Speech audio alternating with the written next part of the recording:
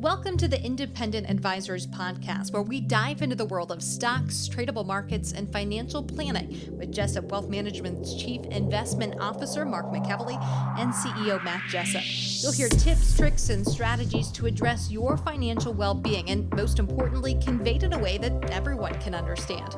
Here are your hosts, Mark and Matt. Welcome to episode 298 of the Independent Advisors Podcast, where Matt Jessup and Mark McKelvey bring you everything you need to know from the past week in the world of financial markets and financial planning.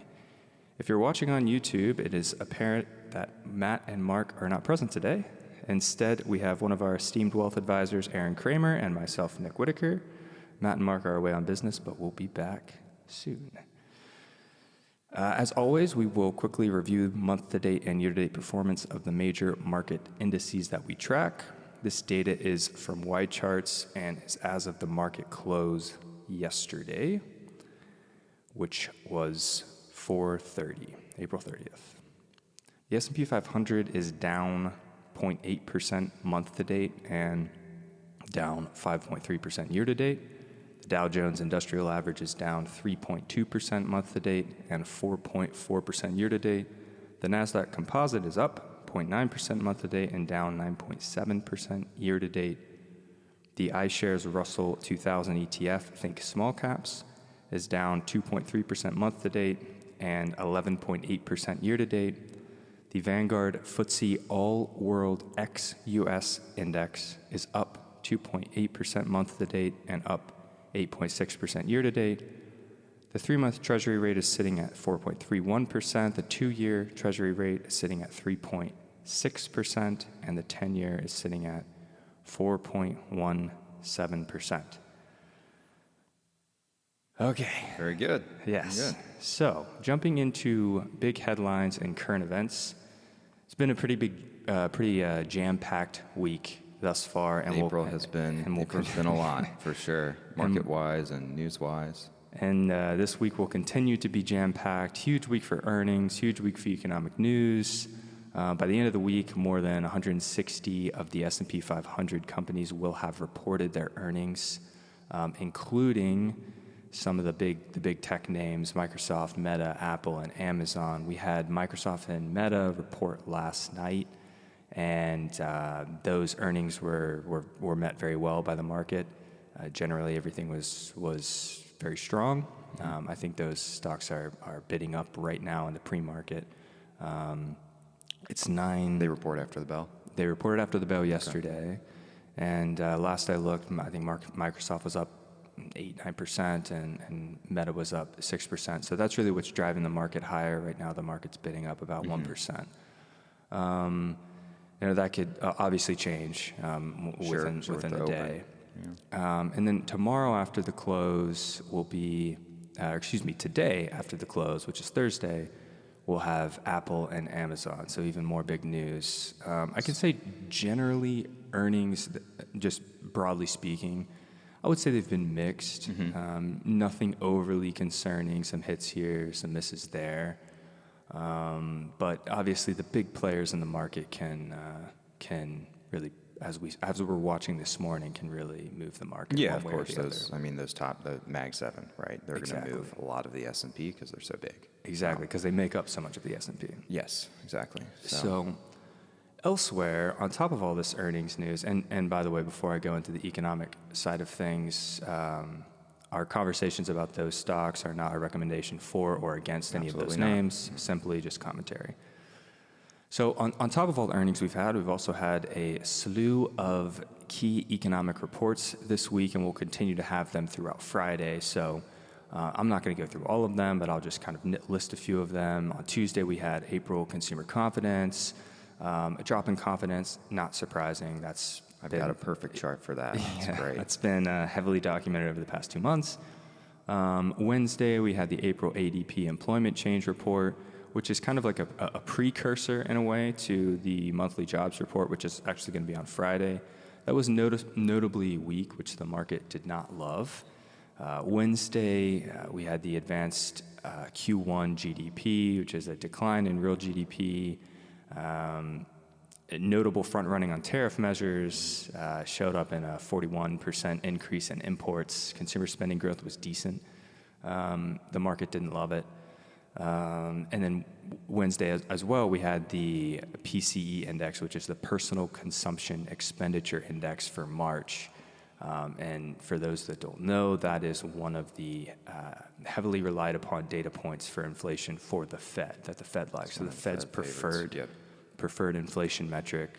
And that was generally well met. The PCE index decelerated 2.3% year over year from 2.7%, while the core PCE index decelerated to 2.6% year over year from 3%. So that was welcome. Yeah, that's what we want to see. We'll have the supply management, the Institute for Supply Management PMI index will come out at 10 this morning, and then tomorrow is the jobs report, so the April jobs report. It's a jam-packed week. It is a jam-packed week. There's a lot going on. So I think really from the economic side of things, there's some more stagflation worries that you'll probably see some headlines about that, which is really fueled by the GDP print. And at the same time, then you had the PCE come out, and that better. It's it's kind of mixed news, right? It kind of is. goes hand in hand with those earnings that some are good, some are bad.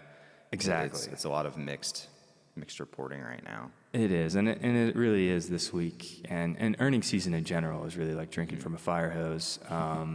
It's a lot to digest, and so you kind of see these choppy moves in the market. And thus far, I think the market's handled everything really well, especially given the move that we've seen over the past couple of weeks off of the lows. So that was a lot of news. So hopefully everyone's caught up a little bit on that. And I say we jump right into tweets, articles, and research, unless you have any other comments. No, I think that's perfect. I got a few good ones here. I'll start off with a X post by Isabel Net _SA, and this was from April 25th. This kind of goes hand in hand with that, consumer confidence and sentiment news headline. So, X post says S&P 500 current low levels of sentiment versus the VIX composite index tend to coincide with market lows, indicating potential buying opportunities rather than the onset of larger market reversions. So if you look at this chart, it's overlaying sentiment relative to the VIX overlaid with the S&P 500 index performance. So if you look at sentiment lows, so the worst times when sentiment, basically when people, the average person, are as bearish as they get, we see combined with volatility, basically stacking those two data points against each other. So if we look at some of the worst periods of time, 08, the GFC, 2020, around 2020 with COVID, 2022 with that bear market. If you look at this metric and look out the next year, the market tends to rally quite a bit to the upside. So I think it's kind of almost a contrarian indicator when the feeling that things are so bad. What does the market tend to do going forward? Tends to rally to the upside. So not saying it does it immediately, but if you give it enough time, it appears from this chart, the market tends to rally to the upside. So I think it's kind of interesting. The chart shows a bunch of different actions. Bear market lows, debt ceiling. What is the Fed doing? The COVID pandemic, all that stuff. So pretty cool chart. I like it. Yeah, I think you can even really see it. I mean, you got to really stare at it for a second, but you can see it in the smaller pullbacks too, with like the debt ceiling crisis, and then Brexit. Those are some of the smaller examples. Yeah, the volatility is not as high, but 2018 sentiment is still lower, right? Yeah, 2018 is December of 2018. A perfect example of looking at this chart and thinking of it as a kind of a leading indicator. So I like it. Interesting. So this chart should give investors a little bit of the warm and fuzzies. I would agree. I would agree. I think, there's obviously a lot of news going on right now with tariffs and a lot of negative news cycles, and I think this is just a little bit positive. Yeah, positivity. A way to kind of flip that on its head in a way. Exactly. Anything else on that? Are you good if I jump into the next couple? I love your next one. I know. Isn't this great? So this is another X post by Bespoke Investments, great research group, put out some really good charts. And this is from April 24th, and its searches for tea times are at an all-time high. And it says, what recession? ? So this chart, where does it go back to? 2000. Chart goes back to 2004, and it's kind of this. I love the seasonality of this. Oh, yeah, because for sure. it's like wintertime, no searches. Summertime, spring, the searches are just like this constant peak. So I don't know. This is, I think, a signal of consumer confidence in a sense. People are willing to spend money. Golf's not cheap. It is not. My experience, golf is anywhere from $60 to $100 a round these days, which is kind of crazy. So, and that's if you're not losing a couple of sleeves yeah, it's of not if you're balls, losing but- balls and buying gear and all that stuff. So, I think this is a positive indicator for the consumer. So, Yeah, absolutely. In my opinion, people are still out spending money. That's a good thing, especially in the U.S. economy. So we're consumption based. We need these service industry type jobs and spending habits to continue. So Absolutely. I think that is a wonderful sign for the economy, in my opinion. Yeah, it's Not a good sign for getting tea times in advance, but yeah, if you're a golfer, make sure you're planning out your week accordingly. Ahead. So It's kind of cool, a cool chart because you can almost see the growth of golf since it as well. Since 2016, I mean, it's kind of exploded, really exploded after COVID. So, Which makes sense. That's when I started playing. yeah, that's that's when a lot of people started playing golf. So, Yeah, I like that piece. it's pretty cool. All right, not as fun maybe, but a really good indicator I have for my next one. This is an X post by Subutrade on 4/24, and this is a chart of, I'm going to butcher this pronunciation, but I think it's Zweig. Breadth Trust is on track to trigger today.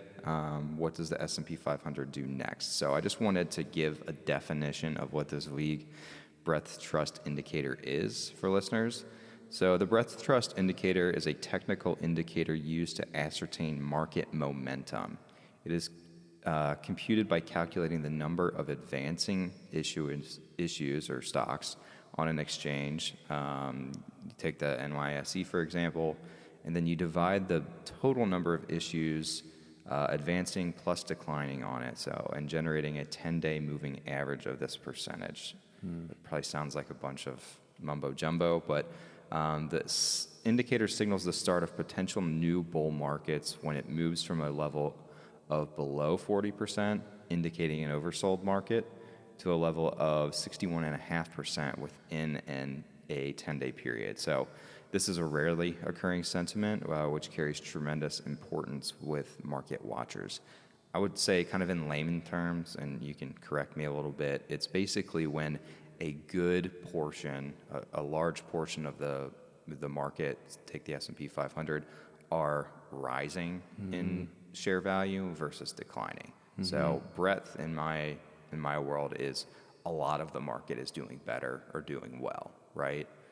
And this specifically is measuring the difference of breadth. Correct. From below 40 to above 61.5. Exactly. So that's a pretty big move. It's huge. It's a really big move. Yeah. So it'd be like almost like just broad market participant as far as on the upside, just kind of knee jerking higher.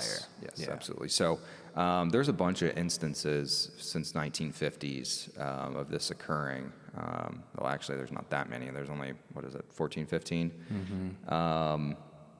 And it shows the performance of the indices 1 week, 2 weeks, 3 weeks, 3 months, 6 months, 1 year later, 80+% of the time, you can see the chart on our show notes, the market tends to rally quite a bit. Looking at 1 week later, it's up 1.2%. Looking at 1 month later, up 5%, 94% of the time. 6 months later, average 16% growth 100% of the time. 1 year later, almost 24% growth 100% of the time. So I think that's a pretty telling indicator. Nothing's guaranteed in the markets, and things can change, but I think that's a pretty strong signal for the longer term that I think the market can move higher from where it is, kind of at these slight sell-off numbers. Yeah, this is another kind of deep statistic that you can use to provide a little more confidence. Provide in more, investing. context as to the bottom, and what it looks like in the future. I think it very well it could work out exactly like these averages are showing up, just based on if we just take the qualitative story that we're in right now, Sure. where we hit the 90-day pause. And this quarter, you can almost just kind of toss out the window. The administration seems to be softening position on Right. tariffs, position on the Fed. Things are oversold, in my opinion, or oversold. We had that bump back right from the bottom already, and now we have a couple months to kind of work it out and figure out what's next from here. Yeah, so if that gets the worked next out, 6-8 weeks are going to be pretty telling for what the market's going to do. I'm in the camp personally. I think the market's going to move higher, but there's still a lot of uncertainty out there. But I think this is a cool chart, cool stat that gives a little bit of confidence for investors. Yep, absolutely. Again, should give investors the warm and fuzzies. Exactly. Again, very good, very good. Okay. Last one I got for you is, I'm very positive today. I've got some positive news going. I like it. This is a Barron chart. Barron is another research and article group.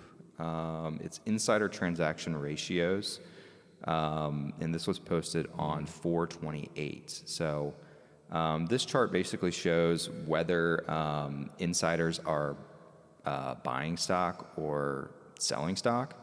So they have some ratios here. When it's below 12, the ratio signals that there is strength, or it is a bullish market. If it's above 12, it's technically bearish kind of range. Okay. So it goes back and forth, and there's really only two reasons an insider would sell stock or buy stock, right? One, they think it's undervalued. Two, they think it's overvalued. Or they're kind of forced to, and they have to, obviously create some liquidity events for spending, whatever it means. Yeah. So CEOs selling for. I should vacations. clarify those. The ratio over 20 is bearish. Readings under 12 is bullish. In the middle is kind of neutral. So we're sitting right around neutral right now. So I think that's another positive sign to see the flip from January, when that ratio was very, very bearish, to where it is now, just a few months later. I think is a very good signal. So in my opinion, it tells me insiders think their share prices are undervalued. So an insider is someone who has non-public knowledge. So think of C-suite participants of a publicly traded company, things like C-suites, managers, things like that. Vice presidents, Exactly. directors, things of that nature. So, Yeah, definitely good to see, especially given where we are. I'd really be interested to see this chart through the lens of history, just to see if there's any seasonality to the data, because I kind of wonder with the end of the first quarter, right? Yeah, or if you tend to see what would be on the surface level more bearish activity in December, January, just kind of from a beginning of the year. Yeah, maybe they got to sell some stock, to pay their tax bill, right?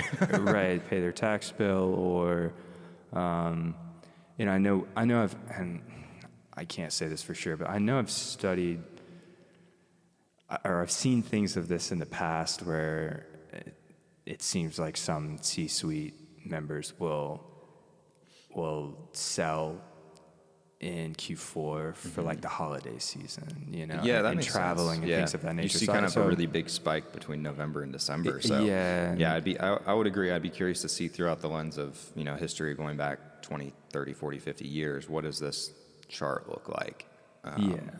And so I think there's definitely probably some seasonality around it. Also, when you Sure. think about earnings season and, you know, these insiders have blackout windows, and but the takeaway here, regardless of my curiosities, is takeaway is it's looking better it's than it did looking earlier in the healthy. year. Yeah, Yeah, it's so looking very healthy. in my world, it means insiders think their shares are a little bit undervalued, and they're buying, right? Yeah. So that's good. Absolutely. All right. You got a couple for us here? I do. I have one long one and two quick ones. Cool. And the long one is kind of jumping back into data and economic data. You love data. I do. I love data. So my first piece here is just some considerations on key labor market data. You know, we have the jobs report coming out tomorrow. And it's a big deal, of course, but this piece comes from briefing.com. It's their big picture, and I've referenced this a couple times over the last few months on the podcast. It's a great piece. I encourage listeners to go out and read it. I'm sure you can read it for free. I actually think you can. I'm not going to read the entire thing. I'm going to try to summarize little pieces. Perfect. But I am going to read pieces of it. So, for obvious reasons, there will be a lot of attention on the U.S. economy in the coming months. It will be judged through the lens of economic data, particularly the hard data. Shout out to recent conversations we've had about hard and soft data, which also came from briefing.com. I digress. Last week, we discussed why that wait will be hard for the market. It boils down to the time it will take to get a feel for developing trends. 1 month of data does not a trend make, nor does 2 months. At a minimum, it will take 3 months of economic data to gain a better foothold on how the economy is operating in a minefield of tariff bombs. There is one important piece of hard data, though, that remains very much on the economy's side: initial jobless claims.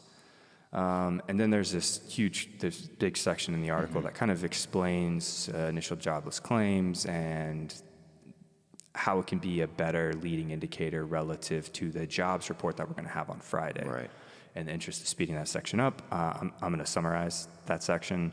The unemployment rate is released with the jobs report on the first Friday of every month. It's a lagging indicator, meaning most of the time the market is looking for this data to reflect what has already been priced into the market.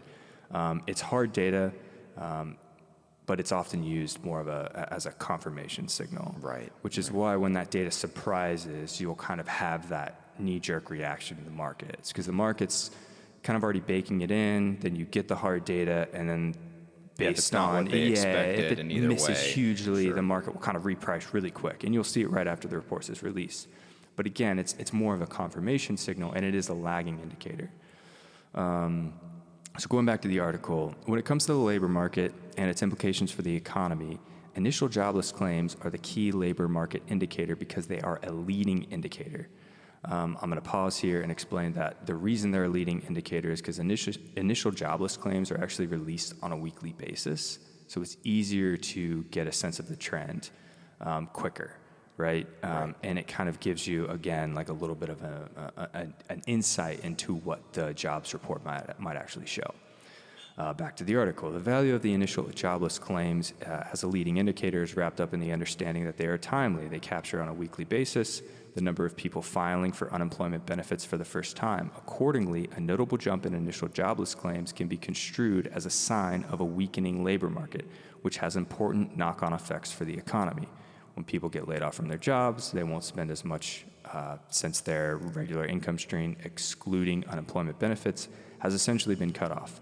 In turn, employed individuals are apt to spend less and save more out of fear that they could also lose their jobs. This is a momentous consideration because consumer spending accounts to close to 70% of GDP.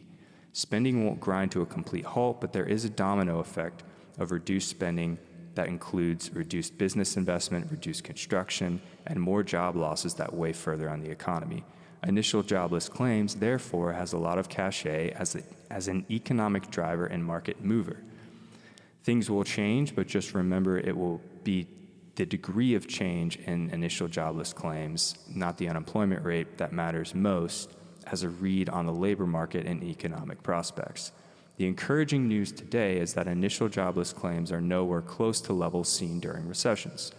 For the week ended April 19th, the 4-week moving average was just 220K, 220,250 to be specific.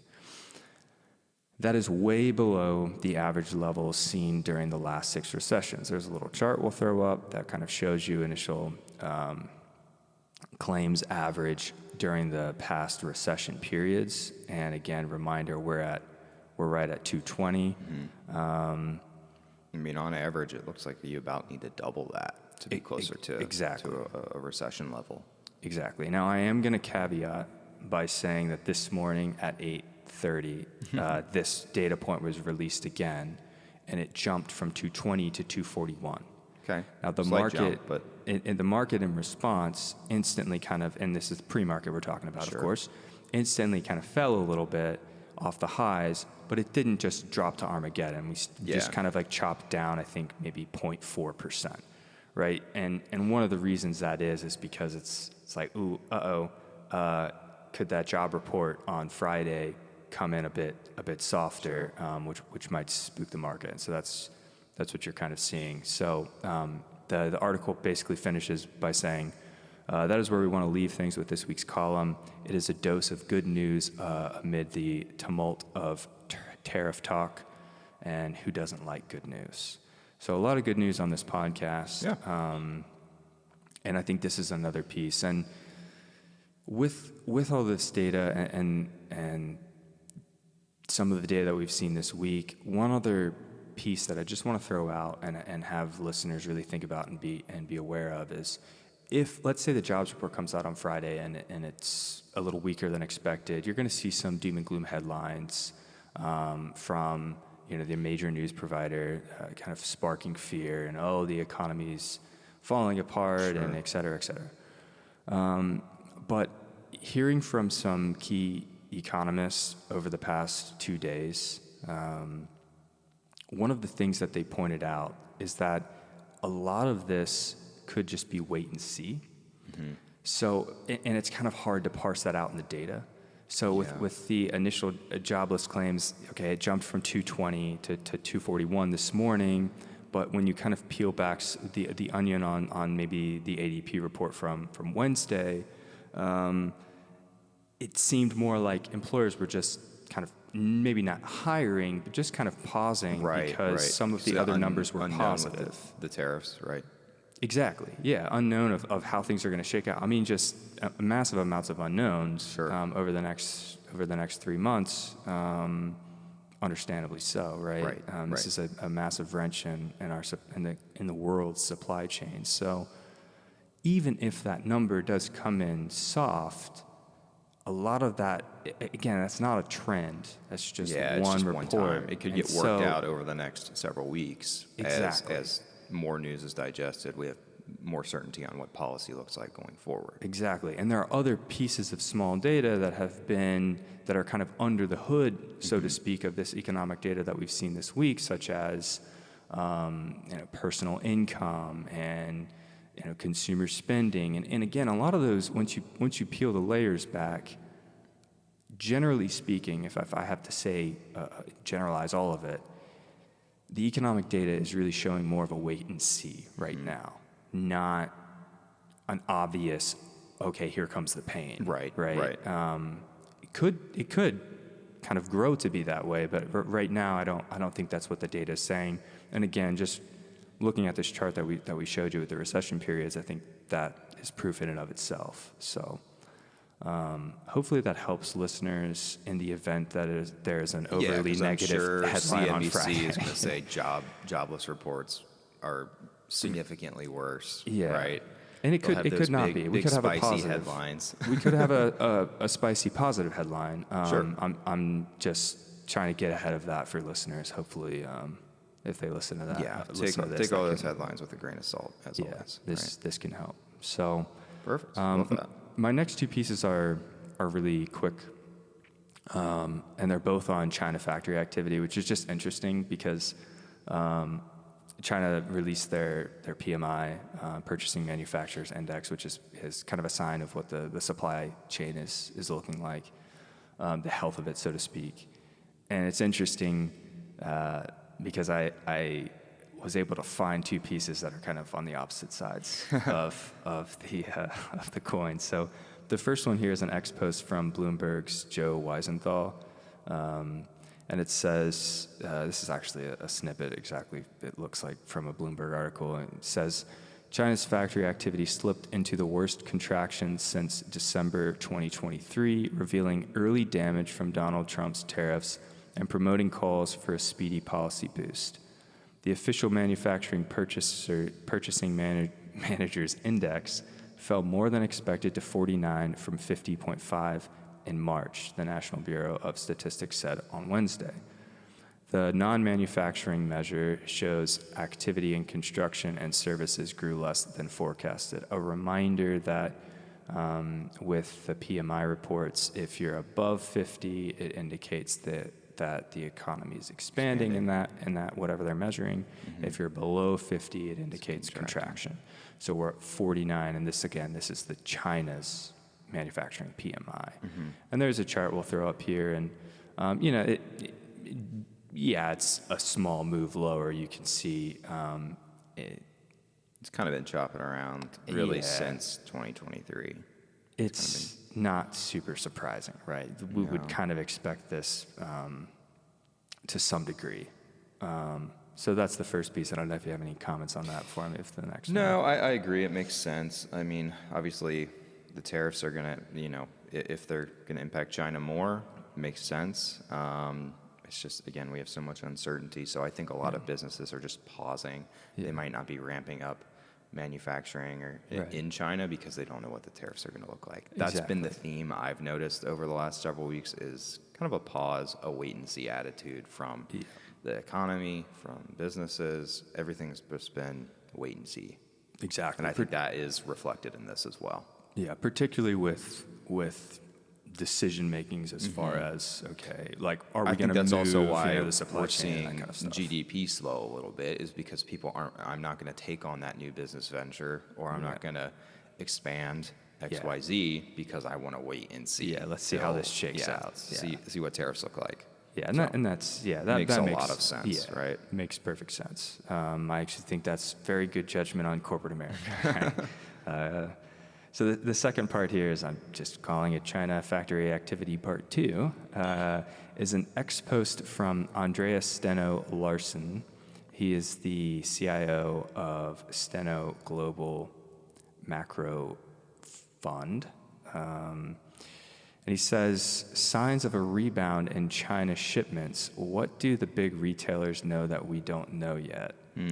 That's interesting. It is. Are they pricing in that the tariffs are going to be lighter, and they're like, or are they trying to get ahead of it? Or are they trying to get ahead of it? And that's the big question. That's one of the reasons that I want to throw this chart up, because there are other signs that we've seen this week, and the GDP number, for example, where we saw imports surge 41%. That could be a contributing factor. So we'll throw this chart up here, and it shows the container volume departing China for the U.S. and just a quick note on laden container ship tonnage. That just means that the container is full, and there's a valid seal that's been applied to it. So you would expect that all of these things that are shipped around, they're not always full, right? Sure. Sometimes they're a space or they're empty, and they try in the supply chain to keep them as full as possible. Obviously, it's the most efficient. But that's a perfect world and a perfect Thank world. you for that. No, I did not know what that meant. I'm not in logistics, I guess, so that's very helpful. Yeah, I'm not a supply chain expert either, so I had to look it up as well. So there are two, and I'll also make a note that there was a lot of comments on this post that were just saying, "What are you looking at?" And like, you're looking at way too small of a chart. Like look at history. Yeah, back it out a little bit. So It does go from February to April, which is a pretty narrow lens. It is. Maybe a little selective data. It is, and I think this is probably a bit more. If I had to guess, I think this is more of corporate America stocking up on their inventories and trying to basically, hey, we normally carry, let's just keep numbers simple. We normally carry 30 units. Mm-hmm. While tariffs are paused, I'm going to go out and I'm going to buy triple as much the as amount I can afford that I can essentially fit in my warehouse and basically my overstock that makes sense with the cash I have on hand. I'm going to go out and instead of holding 30 units, I'm going to hold 90 units. Sure. And that's just because of the unknowns of what could happen over the next 3 months. And that will help. There's two things that can do for, just think big retailers. Like just think about Walmart as I talk through this example. What they can do over the next couple of months, if they go out and they get more supply, is they can start testing the price increase with consumers just a little bit and just kind of see where the prices break down, in the like kind of stagflationary environment, if that playbook plays out. But if you don't have the inventory, there's not a whole lot you can do. Sure. Right. Yeah. From that perspective. So I think that's most likely what's happening. I would love it if they know something that we don't know, but they very well could. But they could. But I don't think this is, in the grand scheme of things, I don't think this is bad. It's not that big of bad. a move relative to this chart, though. It's not. It's very small. It's interesting, but I don't know. I agree. I'd like to see this chart bump back. Yeah. Like 3 years. 3-year chart would be nice to see. I actually did look at a very long-term chart, and it just looks like a straight down. Okay. Interesting. So the long term. So this is really like looking at that straight down and like zooming in, really, which is why there's so much kind of backlash on this guy's post. And I shouldn't say so much. There's backlash on every X post, but there are a lot of people who aren't, Gotcha. don't agree with this necessarily. Makes sense. The last piece I'll say when we think about this and think about building up inventories is, I think of that as an appropriate response from corporate America, and probably a good thing from a supply chain management perspective. If you go back and you think about COVID as it pertains to the supply chain, I think corporate America, they learned a lot from that. And so inventories might keep slightly elevated just in general, And they learned a lot and they tweaked a lot post-COVID, and I don't think they were probably expecting this test on their supply chain so quickly after COVID, just 5 years later, 4 years later, so to speak. But here it is, and so I do think that they're probably better equipped. The global supply chain in general is probably better equipped to navigate this tests, than they were during COVID, which is one of the reasons why we had that surge in imports, also just to get in appropriate costs in the worst case scenario, right? As it gives them time to basically test their consumer on how much price increases they can push off before they crush demand of their product, that unit, of whatever. So, which I think is an appropriate response, and would, generally speaking, if you just extrapolate that out to the grocery store or Walmart or whatever's in your mind. Yeah, I think of a Walmart that orders a lot from China. Right. Kind of the big box stores, things like that. It should help kind of provide a bit of a gap before you start seeing empty shelves. Mm-hmm. And if we can all go back to COVID and think about that, we saw empty shelves. Yeah. When demand just surges and prices rise. And they could, and you know, the supply chain was just Literally disrupted, can't and get things in quick enough. Yeah. right. So, yeah, that's everything I wanted to cover on China. Just some interesting things to consider. But all in all, a lot of good news on the podcast. Hopefully, this makes listeners feel a little better about where we are. And we've seen some short-term strength in the market over the last several weeks. So we've kind of chopped off that low, especially on the S&P. So it's been interesting to see. We got a few more days, a few more weeks of earnings. So again, I think it'll be another tell on, just the underlying strength of U.S. corporations. I still think is there. I think some tariff news. Take a name like an Amazon that's growing earnings at 20+%. Yeah. I think with tariffs, I think they can get through that. Yeah. Again, not a recommendation for or against Amazon, just an example. Yeah. There's a lot of other, kind of large companies that fall into that same camp. So, I think overall theme podcast today, optimism, which I like. The market tends to go up more than it goes down. So I think if you can't be, what does Matt call them, perma-bears? You can't always be negative. There's going to be some negative periods of times, but I think leaning towards the positive is good. So. Absolutely. Well, thank you all for listening to episode 298 of the Independent Advisors Podcast. We will be back with you next week for episode 299. Thank you for listening to the Independent Advisors Podcast. If you're interested in hearing more, hit the subscribe button so you can be notified every time a new episode gets released. Feel free to share with friends, family, and follow us on Twitter at Jessup Wealth, Facebook, and LinkedIn. Mark and Matt will continue to share beneficial information on these social media sites. Also, check out the podcast tab on their website. That's www.jessupwealthmanagement.com.